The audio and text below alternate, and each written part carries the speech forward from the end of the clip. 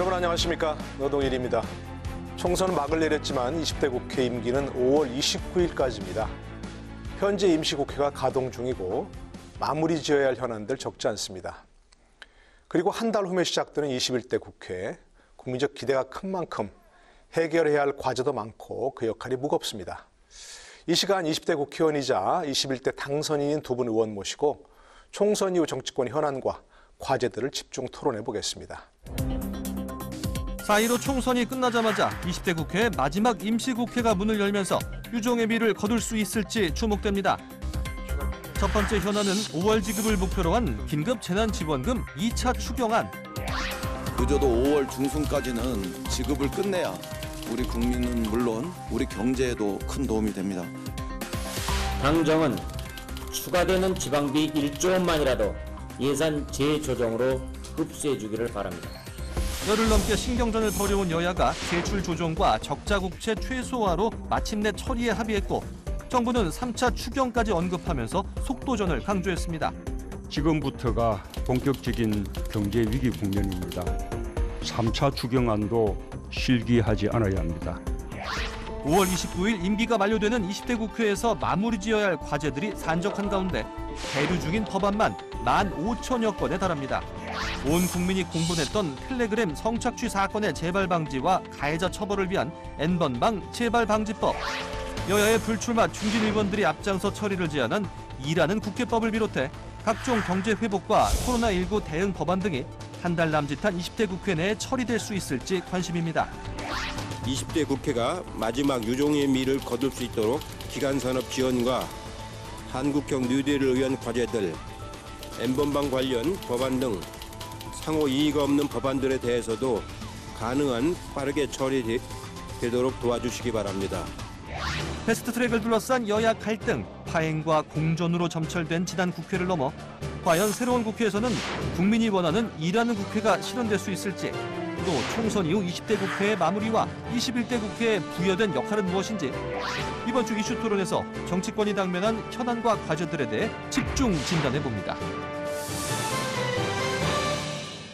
먼저 함께 하실 두 분 소개합니다. 충남 천안을에서 3선에 성공하셨죠. 더불어민주당 박완주 의원 함께 하십니다. 어서 오십시오. 안녕하세요. 박완주입니다. 네, 축하드립니다. 고맙습니다. 네, 충남 아산갑에서 4선 고지 밟으신 이명수 미래통합당 의원 모셨습니다. 네, 반갑습니다. 네. 이명수입니다. 네, 역시 축하드립니다. 네, 고맙습니다. 네, 됐습니다. 네, 두 분 다시 한번 축하드리고요. 지금이 제일 좋으실 때 아닐까 싶습니다. 그렇죠? 당선되고 이제 국회를 기다리시는. 근데 이번 총선 결과 참 엄중합니다. 여야 모두 마찬가지인데요. 현장에서 직접 선거를 치르셨으니까 이 국민들의 민의랄까요? 이런 게 정말 뭔지 좀 무겁게 받으실 텐데 총선 민의 뭐라고 파악하시는지 의견 좀 들어보겠습니다. 박완주 의원부터. 네, 먼저 모두가 놀랐을 겁니다. 그러니까요. 저도 놀랐고요. 그야말로 1990년 2월 3당 합당했을 때가 217석이었습니다. 네. 그때가 이제 인위적으로 합당을 했는데 이번에는 국민들이 선택을 해서 더불어민주당의 163석 그리고 더불어시민당의 17석. 네. 그러면 180석이면 그야말로 울트라 슈퍼 정당이 탄생되는 건데요. 그만큼 이번 민은 그 코로나 정국이 많은 영향을 줬다라고 봅니다. 코로나 정국이. 네. 안정적으로 이 국난 극복을 하고 코로나 이후에 벌어질 이 경제 위기 등에 대해서 그렇게 입법이나 예산이나 이런 부분에 대해서도 여당에게 네. 엄청난 힘을 부여줬기 때문에 그거는 정확하게 국민들을 조금 더 편안하게 만들어달라고 그렇게 해석할 수 있고요. 네. 한편으로는 굉장히 그래서 무겁고 무서운 마음으로 네. 민을 잘 21대는 받들어야 된다. 네. 이런 책임감도 국민들이 좀 미래를 보고 네. 향후 이제 코로나 정국에서 기본적으로 어떤 여당에게 역할을 맡기신 거다. 그런 그렇습니다. 말씀이신 거죠. 이명수 의원께서도 놀라셨죠? 네, 저도 많이 놀랐습니다. 민의를 좀 파악하신 거 어떤 건지. 네.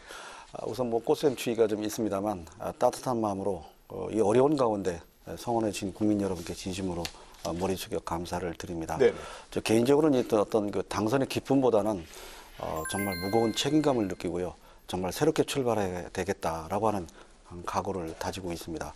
앞서 우리 박 의원께서 말씀한 대로 이번은 뭐 외형적으로 보면 민주당의 압승이고 슈퍼 여당이 탄생했다. 이렇게 말씀을 할 만합니다. 네. 그런데 사실 그 이번 총선이 준 어떤 의미와 과제는 정말 만만치 않다고 생각하고요. 우리가 정말 잘못했다 하는 거 네. 참여를 하면서도 우리가 잘 아시는 것처럼 1,400만 표가 이제 여당이 받은 표고요. 우리가 1,200만 표, 약 240여만 표 차이는 이제 그 정도인데 의석수는 이제 엄청나게 차이가 났습니다. 그렇죠.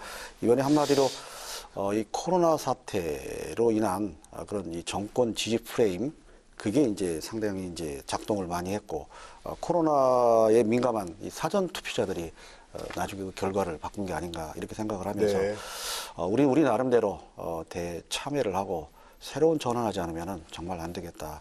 우리가 아직도 바꾼다고 했지만 제대로 바꾸지 못했기 때문에 이번에 국민한테 준엄한 심판을 받은 것이 아닌가 교묘한 반성도 하고 새 출발을 다지고 있고 그런 과정을 지금 이제 밟고 있는 과정인데 네네. 아직까지 그런 그 새로운 새 출발에 대한 충분한 준비나 체제가 갖춰지지 못해서 좀 국민 여러분께는 아직 좀 송구한 마음이 계속되고 있습니다. 이 야당을 향해서는 좀 변화하라는 그렇습니다. 그 변화를 바라는 그런 민심이라는 말씀이시죠. 적당한 변화가 아니라 네. 정말 대대적인 말로만 하는 변화가 아니고 큰 변화를 해라. 제대로 변화해라. 그렇지 않으면 국민 믿음을 못 얻는다는 걸 네네. 아주 정말 벌써 몇 차례인데요. 준엄하게 주신 거죠. 알겠습니다. 네. 뭐 어쨌든 두 분 다 말씀 이제 무거운 책임감을 느낀다는 그런 말씀은 똑같으신 거고. 자, 20대 국회 이제 막바지 왔습니다. 마지막 임시국회인데 두 분 다 이제 의정 활동 열심히 하시고 이제 모두 성과를 내신 그런 의원들이라고 이제 평가를 받고 있는데 그래도 20대 국회 전체는 최악의 국회라고 이렇게 받고 있습니다. 평가를 받고 있습니다. 뭐 역대 국회 끝날 때 좋은 평가를 받은 적은 한 번도 없는 것 같긴 한데요. 그래도 20대 국회 왜 이렇게 국민들에게 좀 역대 최악이라고 평가를 받을까요? 그걸 어떻게 평가하십니까? 글쎄요, 저도 이제 삼선 의원으로서 그런 평가를 받는 데 대해서 무거운 책임감을 느낍니다. 네, 이제는 사선이 되셨죠. 네네. 네. 그런데 지금까지 국회에 돌아와서 제 스스로가 이런 말씀하기는 어렵겠습니다만 우리가 밖에서는 또 국회 안에서는 얘기할 때는 국가와 국민을 봉사한다 이렇게 합니다만 여기 나오면 하나의 집단 의사결정 아니겠습니까? 그런 집단 의사결정이나 선택은 결국은 당력이 우선 아닌가. 네. 그게 제일 큰 문제라고 생각이 됩니다. 그러지 말아야 한다고 서로 다짐하고 인식은 하면서도 실제 선택은 그런 식으로 되고 네. 있는 게 그럼 뭐 여야의 문제를 떠나서 함께 우리가 다시 반성하고 새겨야 될 그런 그 과제인 것 같습니다. 지금 말씀한 대로 우리 20대 국회 출발할 때 열심히 일하자. 서로 협치도 하고 그런 다짐 안 했습니까? 협치라는 게 제일 좀 포커스인데 그렇죠. 네. 그런데 실제는 그런 협치를 할 수 있는 그런 의지나 의식이나 또 그런 그 시스템이 작동이 제대로 안 된 거 아닌가. 네네. 그러다 보니까 그때 생기는 현안에 매달려서 오랫동안 투쟁도 하고 서로 대립도 하고 갈등도 격화된 게 아닌가 싶어서 참 아쉽고 안타까운데 네. 제가 국민들한테 또 정말 그런 평가를 받지 않도록 하겠습니다. 이런 말씀드리는 것 자체가 네. 굉장히 송구스러울 그런 정도입니다. 네. 그러나 뭐 굳이 얘기한다면은 어떤가 여당이 의석도도 많고 저희들보다 숫자가 많고 여당이라는 그런 책임감이기 때문에 여당이 좀 더 뭐 굳이 따진다면은 네. 뭐 책임감이 더 무겁지 않나 그런 생각도 해봅니다. 야당으로서 할 수 있는 데 한계가 있거든요. 뭐 여야가 바뀌고 그랬습니다만은 야당이 할 수 있는 여러 가지 국회에서의 기능이나 역할이라는 건 제한적입니다. 네. 좀 여당이 좀 더 성숙하게 잘 이끌어졌으면 그런 바람도 있습니다. 물론 우리 야당이 잘못한 것도 인정을 합니다만. 네. 예. 여당이 먼저 협치에 손을 좀 내밀어 주셨어야 되지 않냐 그런 이제 아쉬움도 있고 앞으로 21대 국회에서는 좀 그렇게 했으면 좋겠다 이런 바람도 말씀하시는데. 네, 말씀하신 대로 뭐 전반적으로 동의를 하고요. 20대 제가 재선에 대해서 그 야당 원내 수석을 했습니다. 네, 원내 수석 부대를 예. 하셨죠. 그 당시에 제일 먼저 전 이제 야당이었고요. 제일 먼저 한 게 일하는 국회를 만들자라고 해서 아마 첫 번째 내지는 두 번째로 개원을 굉장히 빨리 했던 20대였습니다. 20대, 네. 그때 보통은 막 몇 개월 지나다가 했는데 그렇게 출발은 일하는 국회를 만들자라고 해서 저희가 일당 한석 차이로 일당이었지만 그렇죠.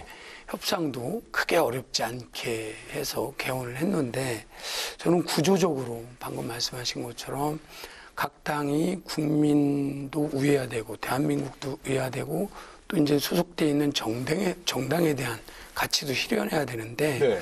공교롭게도 20대에는 그해 년도 2016년도에 탄핵이라고 하는 그렇습니다. 그 전대미문의 사건이 엄청난 있었고요. 사건이 있었죠. 그 다음에는 대통령 선거가 있었고요. 그 다음에는 지방선거가 있었고요. 예. 바로 올해는 또 총선이 있었고 매해년도에 가장 큰 그 여야가 정당이 첨예하게 대립되고 경쟁하는 구조는 이 선거 때 그 선명성들이 나오는데 지난 20대 때는 그러니까 첫 탄핵 들어가기 전까지는 그래도 좀 이렇게 법에 대해서 논의도 하고 뭐 민생입법도 서로 과제를 갖고서 협의도 해왔는데 이 탄핵이라고 하는 전국을 거치면서 4년 내내 이제 양당이 그야말로 자당 또는 이제 지지층을 겨냥하는 그런 정책과 정치들을 하다 보니까 결과적으로도 보니까 자료 뭐 법안 처리를 갖고 많이들 언론이나 시민단체에서 이제 국민들도 평가하는데 네, 지금도 그렇게 얘기할 처리를 가지고. 최악입니다. 네. 그래서 역대 17대 뭐 53%, 18대 49%, 19대도 46%인데 이 현재 기준으로 이 4월 기준으로 보면 37%입니다. 그러니까 네. 뭐 한 10% 여느 때보다 10% 내지 15% 정도를 민생 법안들이 처리되지 않고 그러니까 처리율이 좀 낮네요.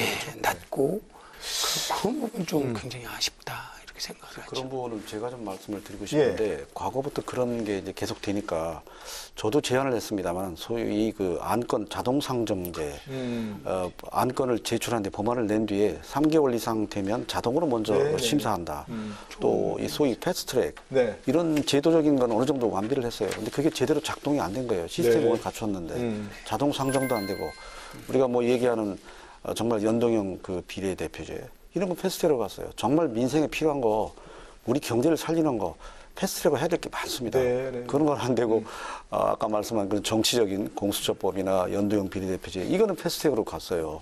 정말 국민을 위해서 이 어려운 나라 경제를 살리는 데 필요한 법들 규제 완화, 일자리 창출 그런 것들이 패스트트랙으로 안 된 거. 알겠습니다. 그게 작동이 잘 안 된 게 아쉽습니다. 예, 그 제도 개선에서 조금 더 이게 좀 논의해 보도록 하고요. 국회법 개정 같은 거. 그래서 좀 말씀 들어보니까 사실 20대 국회 내내 매년 큰 정치적 사건이 있었습니다. 그죠? 탄핵, 선거 계속 있었으니까. 21대는 이제 없으니까 사실은 이제 22년이나 대통령 선거가 있으니까 조금 더 잘 돌아가지 않을까 하는 그런 기대도 해 봅니다. 근데 지금 당장 이제 문제됐던 게 이제 긴급 재난지원금 처리 문제입니다. 그렇죠? 근데 이게 긴급이라면 하여튼 말 그대로 긴급하게 처리가 돼야 되는데 이렇게 조금 처리가 늦어진 뭐 이유는 뭘까요? 여야가 어떤 기본적으로 어떤 세출 구조 조정을 해야 된다 또는 뭐 국채를 발행해야 한다 그런 기본적인 인식의 차이인가요? 아니면 어떤 것 때문에 좀 그렇게 조금 늦어졌습니까? 우선 맞습니다. 이 현장의 목소리는 아주 심각할 정도이거든요. 일자리도 보면 약 22만 개 정도가 줄어들었고요. 사라들었다니. 예. 특히 음식업이라는 숙박 뭐 이런 대면을 주로 하는 그런 쪽에서 이제 심각하게 일자리도 줄어들고 뭐 선거 때 뭐 가보시니까 다 느끼셨죠? 아주 심각하죠. 네네. 그런데 왜 다행히 저는 이 긴급이라는 거는 필요할 때 적절한 시기에 그 돈이 지급이 돼야 효과도 있고 실제 대상자들이 되는데 마지막 20대 국회에서 이 긴급 자금에 대해서는 여야가 합의를 해서 처리를 하자라고 하는 원칙들을 했기 때문에 그 미세 조정, 세출을 좀 더 야당에서는 세출을 좀 더 찾아서 줄이라고 하는 부분이 있고 구조 조정을 하라는 얘기죠? 예, 그렇게 해서도 불가피하게 안 되면 문제는 빚을 내서 일부 국채 발행을 해야 되는 요 부분 정도는 우선 급하니까 좀 하고 부족한 부분에 대해서는 또 3차 추경에 대해서 또 더 중장기적으로 그 코로나 이후에 대한 경제를 어떻게 할 건지 포스트 코로나에 대해서도 기반이 되는 그런 부분들을 같이 그거는 아마 다음 21대 되자마자 논의가 돼야 되지 않을까 뭐 이렇게 이런 생각하고 있습니다. 문제에 있어서 이제 여야가 조금씩 근본적인 어떤 그 차이가 있는 것 같습니다. 그렇죠? 있습니다. 국채라도 발행해야 된다는 입장이 있고 아닌다. 세출 구조정부터 문제하고 국채 발행은 최소화해야 된다. 네. 이런 입장이 좀 차이가 있는 것 같습니다. 이게. 예. 지금 뭐 우리 말씀한 그대로입니다. 저희는 애시당초 처음부터 이런 코로나 같은 이런 큰 사태에 대한 대비가 안 돼 있었다. 네. 근데 감염병 관리법, 그게 이제 보건복지 소관이기 때문에 제가 내용을 어느 정도 알고 있는데. 위원장 하셨죠. 예. 보건복지. 예. 보면 이게 법으로 다 준비하도록 돼 있어요. 네. 앞으로 이런 거에 대해 대비해서 뭐 물자라든가 장비 예산 같은 거 하도록 해야 된다. 그거를 준비를 안 하고 있다가 네. 갑자기 이제 12월 30일 날 작년 그 우한 코로나 이제 거기서 사태가 이제 시발되면서 우왕좌왕식으로 대응하는데 문제가 있었다. 대비가 안 돼 있다는 게 제일 문제고요. 그다음에 지금 말씀한 대로 긴급 재난 지원은 긴급하게 해줘야 됩니다. 그렇죠. 근데 이거에 대한 대비가 안 돼 있다 보니까 갑자기 이걸 재원을 뭐 채무로 할 거냐 뭘 하는가 하는데 저희는 지금 이미 우리나라가 금년도 예산도 512조에 60조라는 큰 채무가 들어있기 때문에 네. 채무는 더 이상 안 된다. 이미 한계점에 달았습니다. 그래서 기존 예산을 재구조정하면은 얼마든지 재원이 충분히 마련할 수 있다. 그래서 그런 쪽으로 그걸 하도록 해서 우리가 100조 정도는 가능하다. 네. 그리고 이 코로나 사태가 중장기적으로 앞으로 지속이 되면 지금 당장 것 자체 앞으로 어떻게 할 것인가를 종합적으로 판단과 예측을 해서 대비를 하고 있다가 그런 대비가 된 가운데 하나하나 집행을 하면 된다고 그러는데 네. 그게 이제 안 된 점이 좀 아쉽고요. 말씀을 네, 조금 말씀하시죠. 첨언을 드리면 이 시작은 사실은 지자체에서부터 시작을 했습니다. 네, 뭐 기본소득이라고 얘기하는 네, 기본소득 재난 이렇게 시작을 했는데 실제로 의결한 거는 제가 선거 과정에서 전주시에서 제일 먼저 의회에서 의결을 했습니다. 대상도 아주 적게 하고 뭐 50만 원 정도. 그랬었죠. 네. 이렇게 시작했던 게 이제 서울광역시로 오고 거기서도 이제 상위 소득 뭐 몇 프로까지 한다. 이러다가 이제 경기도로 가면서 있고요. 이제 전체적으로 하자. 이런 이제 과정을 통해서 이제 또한 코로나 때문에 이제 많이 어려움들이 이제 두드러지게 이제 드러나기 시작을 하면서 네. 지자체에서 이제 시작했던 부분이고요.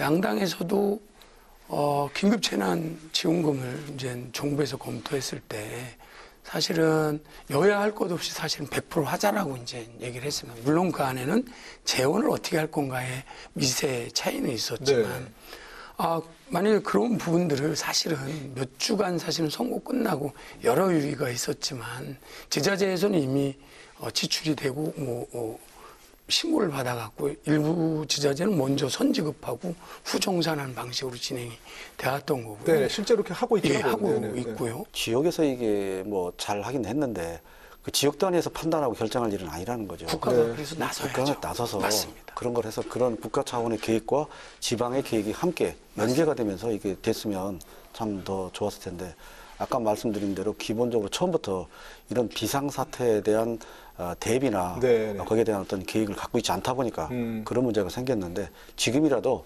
이거는 전국적인 글로벌한 그런 그 사태에 대해서 네. 정부가 확실하게 컨트롤 타워가 돼서 네, 네. 해줘야 될 문제라고 다시 한번 지적을 합니다. 그런 부분도 사실 이제 국회에서 좀 더 제도적인 보완도 하고 정부가 그런 제도를 갖출 수 있도록 비상대책을 갖출 수 있도록 좀 촉구도 하고 해야 되겠죠. 자, 협치 얘기 좀 해보겠습니다. 아까 이제 말씀하셨는데 자, 21대 국회 좀 20대 국회보다 나아질까요? 아니면 더 안 좋아질까요? 왜냐하면 이런 얘기도 있더라고요. 180석 가진 여당이 힘으로 밀어붙이면 야당이 할 수 있는 건 뭐 저지밖에 더 있냐 하는 것도 있고 힘을 가진 여당이 조금 더 포용적으로 야당의 어떤 협조를 구해가면서 할 수 있는 전망도 있다. 이렇게 하시는데 전망을 어떻게 보십니까? 맞습니다. 저는 뭐 오랫동안 정치를 한 건 아니지만 과거의 사례에서 정말 교훈을 얻어야 된다고 생각합니다. 우선 그 17대 참여정부 시절에 우리가 이제 과반을 열린우리당에서 과반을 올렸었죠.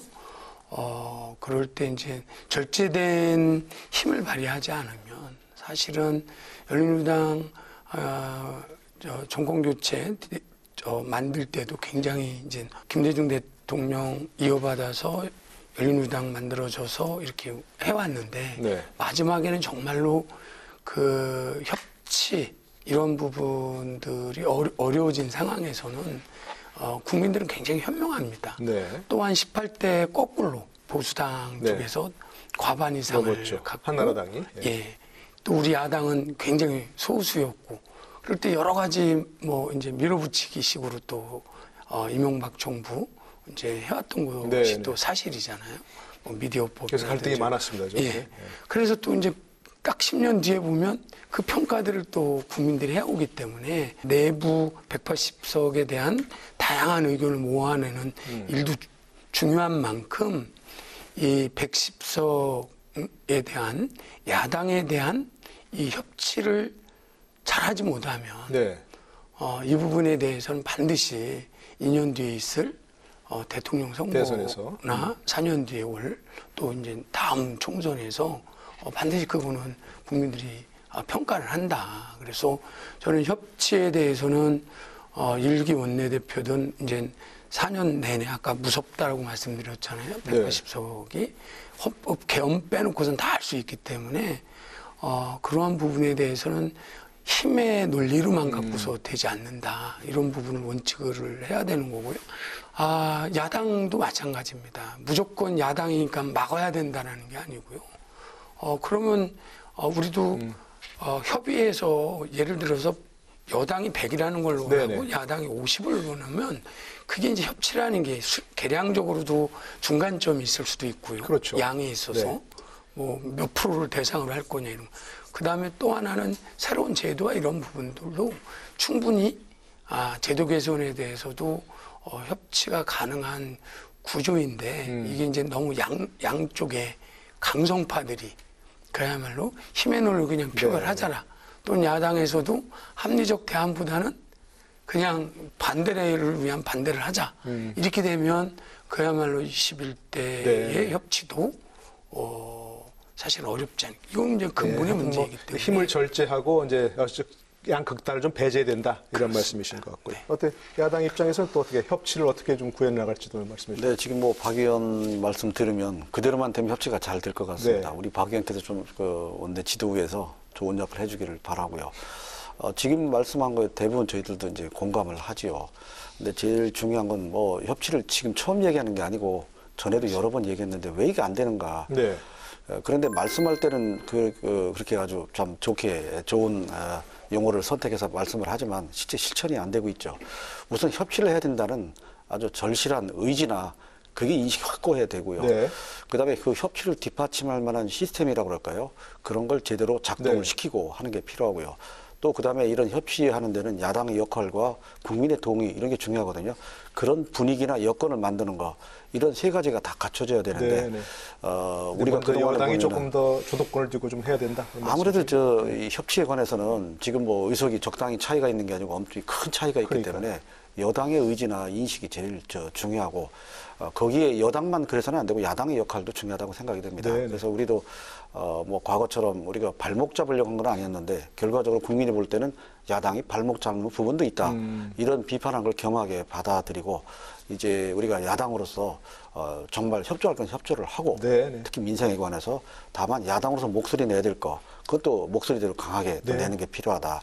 특히 우리가 대체로 좋은 반대를 하는 것도 야당의 역할이니까요. 그렇습니다. 네. 그래서 정책이나 좋은 대안을 만들어서 네네. 제시를 하고 특히 뭐 여당이나 야당이나 다 같이 우리 국정을 좀 개혁하자, 혁신하자 같거든요. 네. 그 내용과 대상과 범위 가지고 이제 이견이 있는 건데 그건 충분한 대화와 그런 것들을 했으면 좋겠고 제가 네. 제일 문제를 좀 제기하고 싶은 거는 이게 우리나라 모든 국회 내 의사결정이 교섭단체 대표, 원내대표 간에 정하게 돼 있습니다. 네네.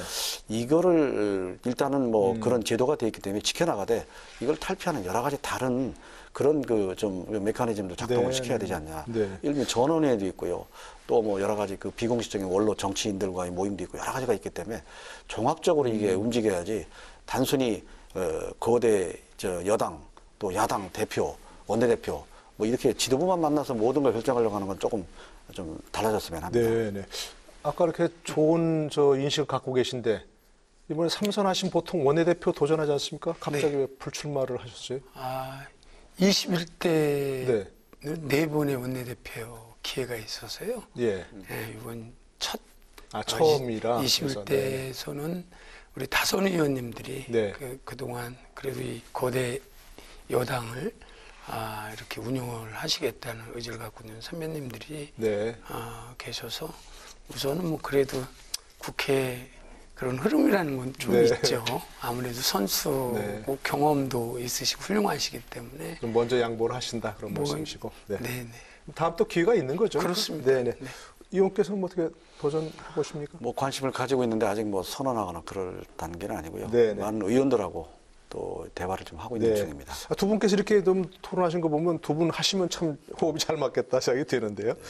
아까 잠깐 말씀하셨지만 여러 가지 지금 이제 얘기하신 대로 이제 뭐 의원 자동 상정제라든지 또 이제 처리 과정에서 꼭 원내대표 만나지 말고 이렇게 뭐 다른 여러 방법을 강구하자 이런 것도 있고 또 지금 여당에서는 일하는 국회법이 나왔죠. 네. 뭐 불출석 시에 뭐 제재를 가한다든가.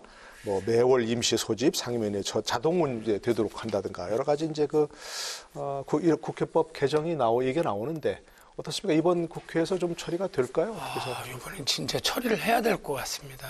일하려면 기본적으로 본회의를 열어야 되는데 네. 이 본회의를 여는 거 갖고도 100일 동안 시간이 또 오래 걸리죠. 예. 3개월 동안 이건 정말 뭐라고 여야를 막론하고 그래서 국민들부터 세비 문제라든지 민생 외면한다 이런 비난인데 기본 원칙 네. 국회를 여는 것 자체를 협상의 대상이 아니고 뭐 매월 1일이면 1일 자동으로 열게 돼 있고 네. 며칠 날 몇 주에는 법안 처리를 하게 그래서 개수가 뭐 적은 건 어쩔 수 없지만 네. 이 자체가 야당 또는 여당 양당의 협상 대상이 되다 보니까 일을 할 수가 없는 거예요. 그 자체가. 그래서 이런 제도적인 개선 문제를 좀 제일 먼저 하는 거에는 네. 저는 여야가 동의할 것 같고요. 또 근데 하나는 그렇게 되면 혹시 이제 야당의 반대를 좀 무력화하는 거 아니냐. 장외투쟁하다가 안 나오면 다 징계해버리고 법사위하고 심사권을 없애면 그것도 어떤 견제장치를 현재 무력화하는 거 아니냐 이런 국회법상에요. 얘기인데. 국회법상 이미 네. 이제 교섭단체별 협상회에서도 하지만 지난번에는 특수한 상황이지만 3개당 뭐 4개당 3+1 뭐 이렇게 해서 4+1 4+1 이렇게 해서 이제 본회의도 이제 열고 뭐 이런 그리고 중차대한 것은 아직도 국회법상에는 의장님이 직권상정이라고 하는 이런 제도가 있습니다. 근데 가능하면 그걸 사용하지 말고 네. 협치하고 그래서 기본적으로 원내 일정, 안건, 뭐 그다음에 처리 내용 이거를 사실은 말씀하신 대로 원내대표 지도부에서 대부분 협상을 하잖아요. 그런데 그 자체 일정부터 이제 네. 틀어막는 어쨌든 지금 180대 거의 뭐 3분의 1을 하고 있기 때문에 네.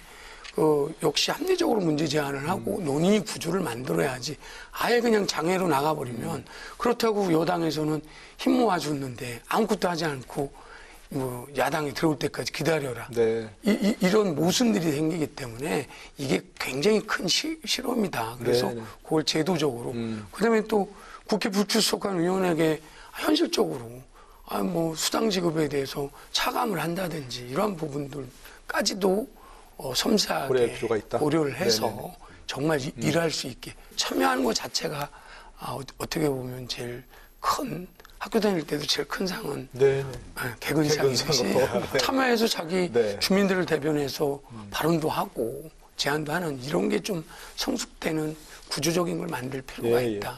아까 이제 제도 개선 말씀하셨지 않습니까? 어떤 부분으로 좀 제도 개선이 되고 이것이 야당의 어떤 반대를 무력화시키는 것은 아니다. 이런 쪽으로 좀 돼야 될까요?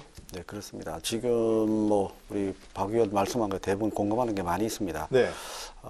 저도 국회에 와서 느끼는 게 정말 개혁할 것이 국회 아닌가, 개혁 대상이.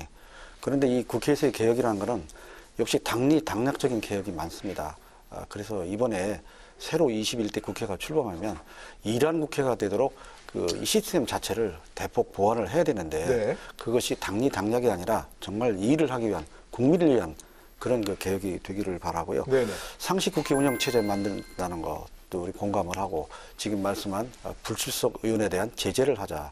이것도 뭐 사실 전에부터 얘기를 했던 건데 이번에 꼭 실현되기를 바라고요. 네. 뭐 심지어는 이제 각종 의원들이 가지고 있는 특권 문제 이것까지 해서 오로지 일에 집중하는 그런 국회 시스템 만들자는 거 전적으로 동의를 하고 심지어는 국민 소환제 또 전에부터 이제 일 않는 국회의원은 중간에 소환도 할 수 있다. 네. 그런 거에 대해서 저희들은 공감을 하고 그런 걸 과감하게 개혁했으면 좋겠고요. 다만 이제 법사위에서 이 최계 자구 심사권 폐지는 이게 야당이 법사위원장 하기 때문에 여당이 어려워서 그런 거 아닌가 싶어서 사실은 법률이라는 걸 한번 만들어 고치기 어렵기 때문에 그럼 법사위에서 체계라는 걸 자꾸 심사할 수 있는 거를 저는 줘야 된다고 생각해요. 그 부분에 대해서는. 그러니까 그 외에 너무 오래 걸리거나 거기서 네네. 안 하면 아무것도 못 하도록 하는 건 예. 조금 그걸 아까만 좀 자동 맞아요. 상정제 예. 같은 거는 어떤 예, 예. 얘기입니까? 그렇게 이제 이게 일정한 기간 동안 있죠. 안건이 네네. 여기 접수가 돼서 회의는 열리는데 계속 특정한 안건에 대해서 일부러 그 양당 간에 협의가 안 된다는 이유로 상정조차 않는 거죠. 예, 예, 예. 그래서는 안 된다는 거죠. 일단 3개월 일정 기간 지나면 자동으로 그 안건부터 먼저 하자는 거죠. 네. 이제 그런 걸 비롯해가지고 우리가 아까 얘기한 이제 패스트트랙이나 이런 것도 국민을 했으면 참 좋은 거예요. 근데 이게 정치적으로 이게 악용하거나 그럼 잘못된 거죠. 또 우리가 야당이 하는 이 필리버스터라고 하는 거, 뭐 야당이 어쩔 수 없이 하는 그런 거라고 합니다만 그것도 야당도 우리가 신중하게 그런 것을 할 것이고 네. 또 장애투쟁이나 그런 것도 우리가 처음부터 장애투쟁을 하자고 하는 적은 없습니다. 이제 불가피하게 야당으로서 하는데 그런 예. 부분에 대한 그런 그 여러 가지 문제를 좀 다시 한번 가다듬어서 국회가 열리면 새로 열리면 제일 먼저 일하는 국회를 위한 국회 운영 시스템 네. 바꾸는 거 그것부터가 우선 해야 된다고 생각이 듭니다. 예, 어쨌든 뭐 남은 20대 국회 안 되면 21대 국회에서 바로 네. 처리해서 이번에는 정말 일하는 국회가 제도적으로 보장됐으면 좋겠다 이런 말씀을 드리고요. 이번에 저 비례위성 정당, 뭐 위성 정당을 하는 게 맞는지 모르겠습니다만 다들 양당 모두 이제 합당하겠다는 그런 원칙인 거죠. 일부에서는 무슨 저 공수처장 위원 추천권 때문에 야당을 만들어야 된다는데 그것도 일종의 좀 꼼수라는 비판이니까 지금 어떻게 했습니까? 전당원 투표로 결정하는 겁니까?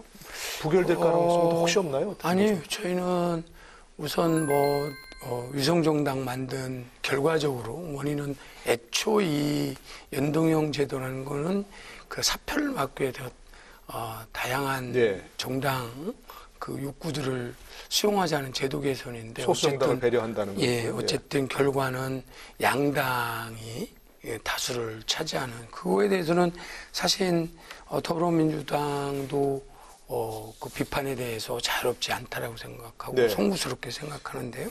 그래서 결국은 또 2차로 제2의 교섭단체 문제 이게 세 가지예요. 원래 네. 첫 번째는 현실적인 게 교섭단체를 만들면 국고보조금이 생기는 조금 더 생기는. 예, 더 생기는 그러면 또 이제 소수 정당들은 또 이제 그만큼 그들이 갖고 갈 몫을 또 갖고 오는 네. 이런 문제가 생기는 거고요.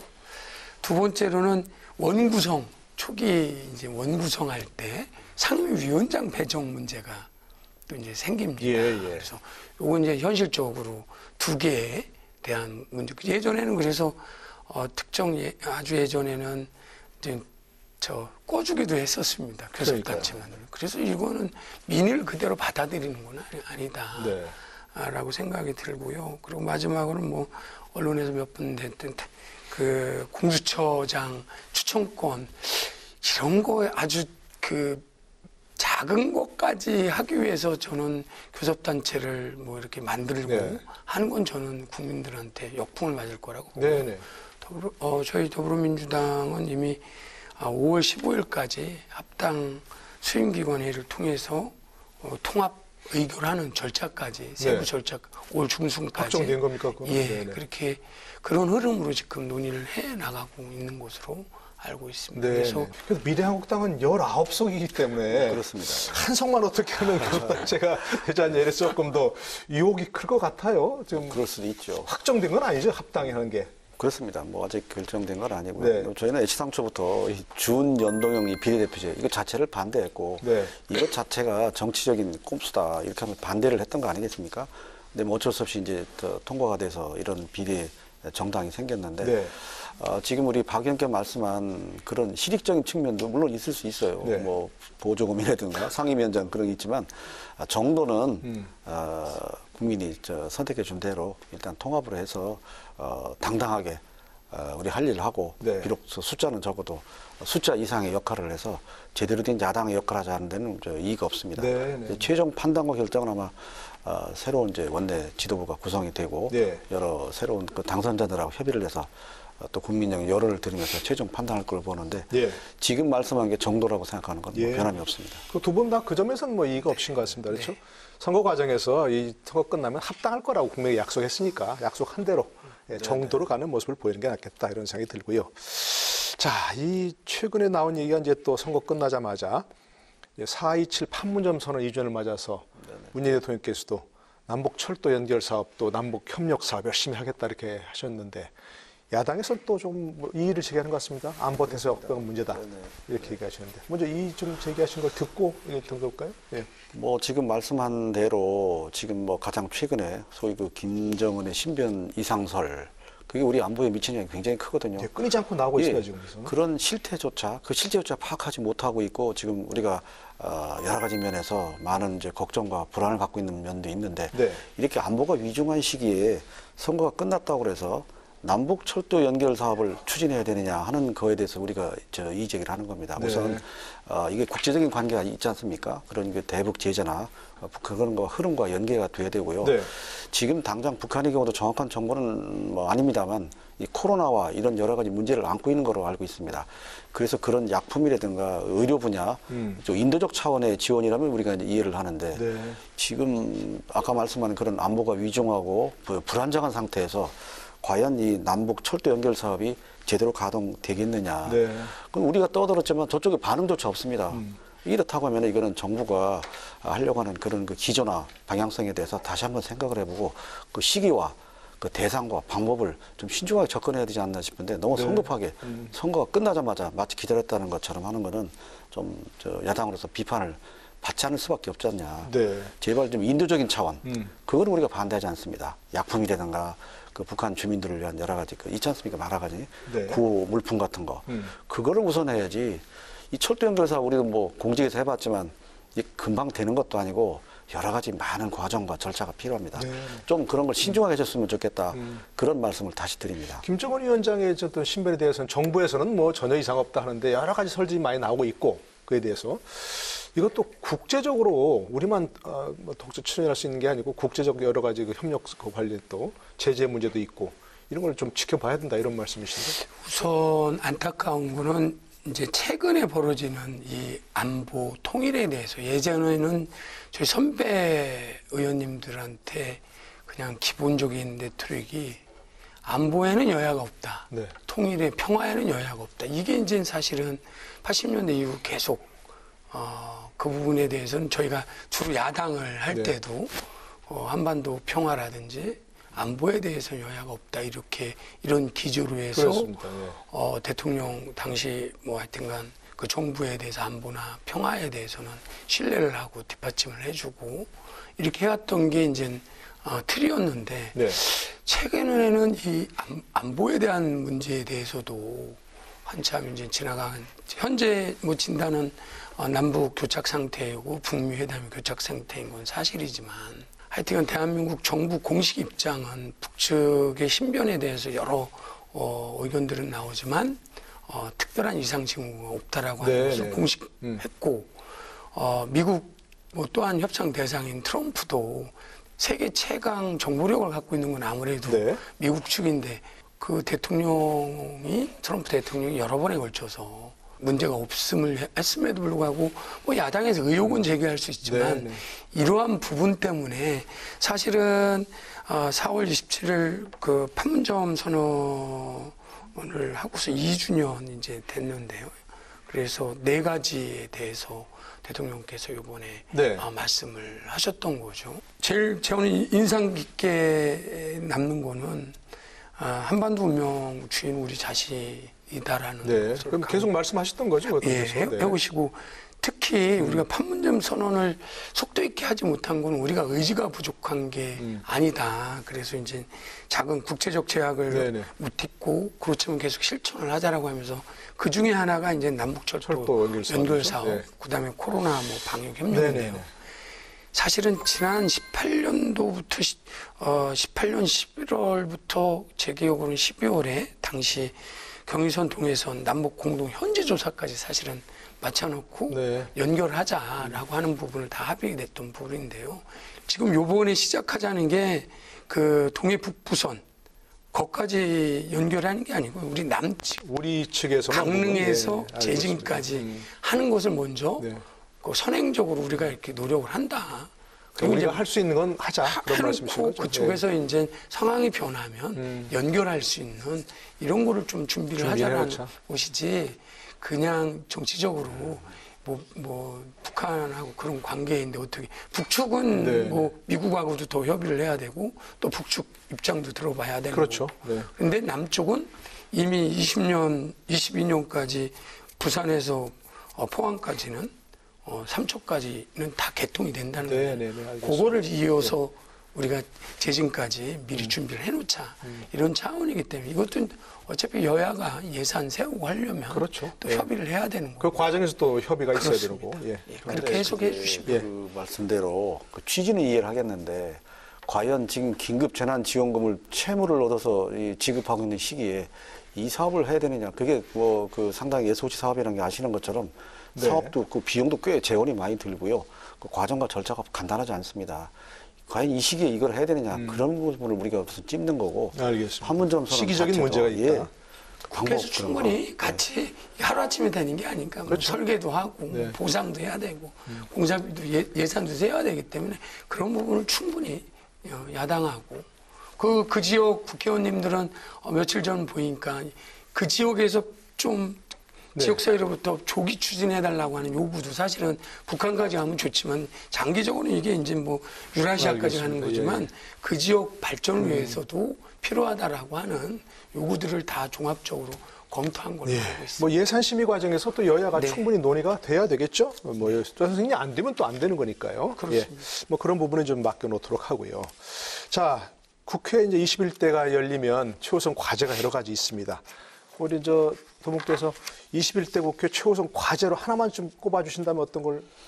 글쎄요, 지금 뭐니 해도 지금 코로나19 사태 네. 조기 극복과 그거에 관련된 그 경제난, 소상공인, 네. 자영업자들, 중소기업, 그 비정규직, 그 일용직, 이분들의 지금 현재 닥친 위험, 좀 생계형 네. 이런 어려움을 어떻게 극복할 것이냐. 코로나 그게 제일- 이후의 경제적 어려움을. 그렇죠. 예. 이게 지금 간단하지 않습니다. 코로나 이후에 정말 경제 코로나 오지 않겠느냐 걱정 많이 하십니까? 그거에 대한 네. 대비, 우리 그 떨어진 그 이 경쟁력, 기업들의 경쟁 네. 어떻게 이걸 할 거냐, 일자리 문제, 이런 문제에 우선 집중을 해야 될 것 같습니다. 아무래도 그게 제일 예, 중요했죠? 그렇습니다. 저도 100% 동의합니다. 네. 그 코로나19, 포스트 코로나19에 대해서 그 중에 제일 큰 위험 요소로 느끼는 게 모두에 말씀드렸지만 얼마 전 발표했던 그 일자리 문제에 대해서 실제로 22만 개가 사라졌다는 거죠. 미국도 세계 경제도 지난 금융위기 이후 만들었던 일자리가 미국도 네. 이번 코로나 때문에 다 사라졌다는 거잖아요. 그래서 이 일자리 문제는 소득의 문제고 경제 문제에 아주 큰 영향을 주기 때문에 네. 아마 21대 제일 먼저 해야 될 일은 여야가 이 코로나 이후에 경제체제 일자리 만드는 거에 대해서 함께 힘을 합치지 않으면 더 큰 위기가 올 수 있다 이렇게 생각을 하고 네, 있습니다. 네. 그래도 또 이제 뭐 국민들 관심은 그런 게 있습니다. 이번에 아까 이제 선거법 얘기하셨는데 그 만들 때 이게 취지와 너무 다르게 지금 결과가 나타나 버렸으니까 어떻게 바꿔야 되지 않겠냐 이런 얘기도 좀 있습니다. 어떻게 뭐 완전히 새로 바꿔야 될까요? 아니면 뭐 비례정당 창당을 금지하는 쪽으로만 가야 될까요? 짧게 말씀해 주시면. 그건 조금 논의를 해봐야 되고 네. 어쨌든 처음 만들었던 취지하고는 잘못된 전혀 다르게 나타날 수 있고요. 과정이었기 때문에 이거 역시 야당에서 계속 말씀하시는 것처럼 정상화하는 방향. 그러니까 지난번에는 연동형제를 무조건 이제 반대를 해서 네. 이제 나온 약간은 변형된 형태가 나온 거였는데요. 요번은 어쨌든 이대로보다 나은 방향으로 원래 이제 선거법이라는 게 여야 룰이기 때문에 네네. 그다음에 뭐 실익은 양당이 받지만 또 소수당이 또 손해를 본 이런 부분에 대해서는 열린 마음으로 저는 재논의가 필요하다. 그 원점에서부터 예. 새로운 논의가 필요하다는 필요하다. 말씀이시고. 뭐 지난번에 그 통과시킬 때부터 그 법에 이번에 한해 적용한다 이렇게 되어 있습니다. 이번에 한해서 그 네, 저 네. 연동형 비례제를 적용한다 했기 때문에 당연히 고쳐야 되고요. 원점부터 고쳐야 되고 그거를 포함해서 전반적으로 선거 제도도 또 바꿔야 할 것도 많이 있습니다. 네, 네, 네. 좀 더 돈을 덜 들이고 지금의 선거 제도는 아주 대립과 갈등을 심화시키는 그런 그 제도이기 때문에 네. 그거를 전에부터 쭉 제기해온 문제들이 있습니다. 중대 선거로 갈 거냐, 뭐 여러 가지 문제가 있는데 앞서 말씀드린 연동형 비례제는 당연하고요. 네. 나머지 사항도 종합적으로 해서 보다 좀 바람직한 그런 선거제도의 개혁이나 그것도 해야 할 일 중에 하나라고 생각이 예, 됩니다. 그러니까 뭐 단순히 연동형 비례대표를 고칠 것이 아니고 선거 구도 포함해서 전반해서. 전반적인 부분을 다 검토해야 된다. 그렇지. 이런 말씀이시고 선진화법 때문에 하신 지난번에 그 패스트트랙 때문에 갈등이 많았습니다. 선진화법도 어떻게 좀 손을 봐야 되는 거 아니냐 이런 얘기도 있는데 그 부분은 어떻게 판단하십니까? 그래서 저희도 뭐 선진화법에 대해서 뭐 여야가 입장이 바뀔 때마다 다르게 해석하고 다르게 그러니까요. 적용을 네. 하는데 이제 여야 입장을 떠나서 과연 이게 적절한 것인가 다시 한번 논의를 하고요. 그 부분에 관한 합의점을 찾아서 좀 다시 조정을 좀 해야 된다고 생각이 됩니다. 네, 네, 네. 선진화법은 개인적으로는요. 탄생도 그렇게 일방 통행이 안 되게 하려고 선진화법을 그렇죠, 만들었는데 사실은, 예. 지금은 이미 뭐 아까 말씀드린 개헌 빼고서는 다 할 수 있는 네. 구조이기 때문에 그런 폐단들에 대해서는 여당에서 양보를 해서 네. 이게 일하는 식물국회가 아니라 진짜 아까 말씀하신 것처럼 210일 기다려갖고 하는 게 아니고 선진화법에 대해서 이제 이게 21대만 이렇지 모든 데가 이렇게 특정 정당이 뭐 다수할 수는 없잖아요. 네, 그래서 이럴 때는 정말로 합리적으로 논의를 하는 것이 협치의 그 준거가 되지 않을까 저는 네, 그렇게 네. 생각을 합니다. 그러니까 뭐 여야 입장을 떠나서 어떻게 하면 국회가 일을 잘할 수 있느냐는 쪽으로 이제 처리해야 된다. 그런 말씀이신 거죠? 네, 네, 맞습니다. 예, 예. 근데 이해찬 대표께서는 개헌론 얘기하지 말라 했는데 지금 솔솔 얘기가 나오고 있습니다. 어떻게 개헌론은 어떻게 좀 처리하겠습니까? 저는 뭐 개헌에 대해서는 20대 때도 논의를 한 2년 하다가 이제 예, 정지를 개헌안까지 나왔었죠. 그렇습니다. 네. 나왔었지만 21대 첫 화두를 이 아까 말씀드렸던 포스트 코로나 당장의 이 민생 세계 경제도 굉장히 어려운데 이 경제를 살리는 여기에 이제 집중을 저는 해야 되는 상황이다라고 네, 네. 생각합니다. 저는 개개인에 대한 필요성들은 개헌의 필요성들은 뭐 동의하는 의원님들이 많이 계신 건 사실이지만 지금은 그 시기가 아니다. 네. 지금은 이 여파가 어디까지 갈지 모르는 상황에서 권력 구조에 대한 문제에 대해서 논의하는 것은 민심이 다수당 압도적 지지를 해준 거하고 네. 저는 반한다고 생각합니다. 여기 좀 수습이 되고 새로운 대한민국 누가 평가하듯이 대한민국이 전 세계가 앞으로 코로나19 이전과 이후로 바뀐다라고 하는 그러니까요. 이 시대사적으로 변화되는데 물론 그 중에 하나가 이제 정치 권력이고 헌법 개헌이고 필요성을 쭉 이해하지만 네. 저는 최소한 이 코로나 이후에 대한 좀 준비하고 완전 기틀을 만들고 그 다음에 이제 권력 구조라든지 다양한 국내 권리를 확장하는 거에 대해서 반대하는 건 아니지만 네. 그 시기는 좀 이렇게 순서가 있지 않느냐. 그래서 필요성은 인정하지만 지금 논의할 게 아니다. 그런 말씀이신 거죠. 그래서 네. 야당은 선거 과정에서 그런 얘기 많았습니다. 그 개헌 저지선이라도 확보해 주시라고. 네네. 그래서 이제 여러 가지 개헌에 대한 우려를 많이 표시하셨는데 그렇습니다. 여당에서 좀 얘기 나오는 데 대한 의견 어떠십니까? 정말 당 대표가 그렇게 상당히 좀 제한적인 얘기를 했는데도 당의 그 중진 의원이 개헌을 얘기하고 또 어떤 의원은 뭐 보안법 폐지까지 얘기 나왔는데 네, 혹여 이것이 그것도. 180석이라고 하는 이 정말 슈퍼 여당의 힘을 가지고 우리가 밀어붙이겠다 그런 좀 의도가 아니기를 바라고요. 네. 앞서 그 박 의원께서 말씀한 대로 지금은 우리가 개헌이나 이 보안법 얘기를 할 때가 아닙니다.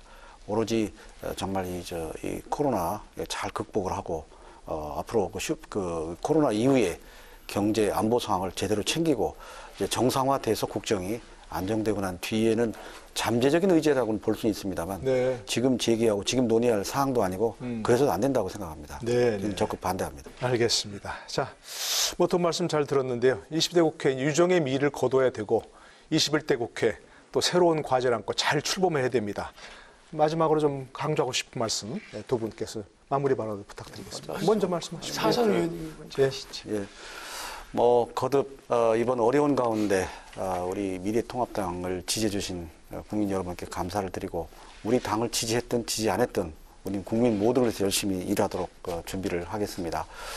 이제 20대 국회 며칠 남진 않았습니다만 최근에 상임위 운영이 안 된다 이런 얘기가 있는데 그건 잘못된 일이고요. 끝까지 잘 하도록 하겠습니다. 결국 새로 시작되는 21대 국회 준비를 어떻게 할 것인가 그게 이제 제일 중요한데 우리 잘못된 여러 가지 그런 것들을 새로 거듭나는 계기로 삼아서 정말 새 출발을 하겠습니다. 성원해 주시고 힘도 주시고 또 편달도 주시고 또 여러 가지 좋은 조언의 말씀 주시면 감사하겠습니다. 오직 국민만을 보고 일하는 국회, 새로 시작하는 21대 국회가 훗날 좋은 평가를 받을 수 있도록 최선을 다하겠습니다. 거듭 감사를 드립니다. 네, 고맙습니다. 그렇습니다. 박원주 의원께서도 네, 21대 압도적 지지를 해주신 국민 여러분께 더 크게 보답하겠습니다. 첫째도 코로나19 이후에 벌어질 경제 침체, 일자리 문제에 대해서 집권 여당이 책임지는 모습으로 야당과 협치를 통해서 21대에는 일하는 국회, 국민들을 편안하게 하는 국민에게 힘을 주는 국회가 될 수 있도록 여당의 책임지는 모습 보여드리겠습니다. 네, 두 분 오늘 좋은 의견 주셔서 감사드리고요. 수고 많으셨습니다. 예, 고맙습니다. 네, 고맙습니다. 이제 한 달 후면 국회가 새롭게 바뀝니다. 그동안의 구태들, 파행, 막말, 내로남불 이런 것과는 깨끗이 결별하고 21대 국회는 신속한 원구성을 통한 공전 없는 국회, 항상 열려있는 일하는 국회의 모습 진정 보고 싶습니다. 오늘 이슈토론 전 다음 주 이 시간에 다시 뵙겠습니다. 여러분 고맙습니다.